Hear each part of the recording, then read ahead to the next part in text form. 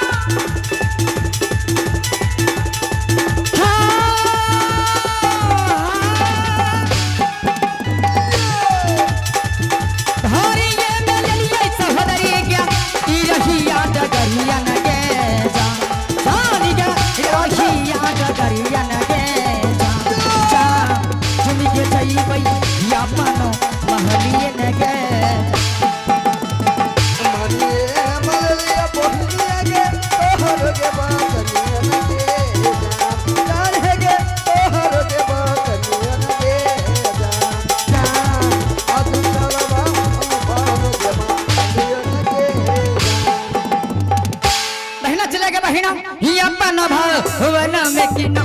बहिना धरी के ले लिए हिरहिया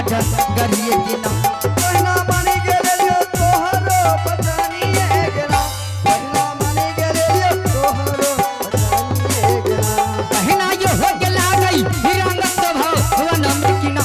बहिना झुमी के जइबै हिरंगत में ये की ना बहिना धरी के ले लियो हिरहिया चल लगे गेना बहिना धरी के ले लियो हिरहिया गरिए गेना हे बाबा हिनो हे के धरिया जब ले लिए इंडिया के सब होदरी ये बेरा हिया के डगरिया जगह बहिना बहिना के चलबा ना के सुनी के आपा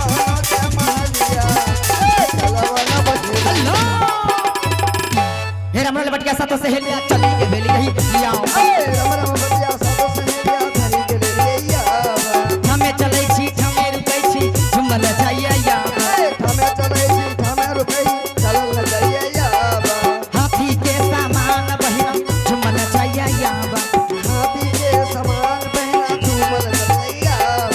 आगे देखिए सरयुग नदी पीछे गंगा धार आगे देखला सरयुग नदी पीछे गंगा पार चढ़ल जवानी चलल न जाइया रहल न जाइया या चढ़ल जवानी चलल न जाइया रहल न जाइया या हे बाबा हिना हे गे दुनिया जब जई बइने के सहोदरी ये बरंगा तोगे भवन में त झुमबई बही बहिना के तुमला ना के सहोदरी के आपा के महलिया तुमला ना बहिना बहिनिया के चुमिया में जई बई भैया पान के महलिया ये झुमबई ने बहिना गे बहिना के चूमी के लिया पा महलिया के महलिया आज दुनिया नजरिए गे बहिनिया के धारी गे मैं गलिए अब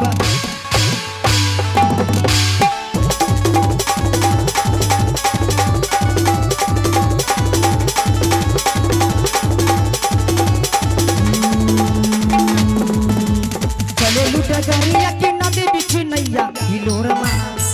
चलेलू डगरिया की नदी बिछ नैया हिलोर मार गोरी नैया रे हिलोर गोरी नैया रे हिलोर मार गोरी नैया रे हिलोर मार गोरी नैया रे हिलोर मार गोरी नैया रे हिलोर मार गोरी नैया रे हिलोर मार गोरी नैया रे हिलोर मार गोरे गोरे मुखड़ा जलड़िया ना झुक तोरी बदनियों रे जा गोरे गोरे मुखड़ा जलड़िया ना झुक तोरी बदनियों रे जा जाने मारे तोहरी चहली जवन जा जाने मारे तोहरी चहली जवनियों रे जा अच्छा तो हम चलते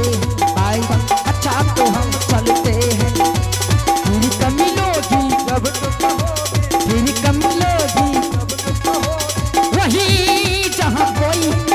आता जाता है नहीं वही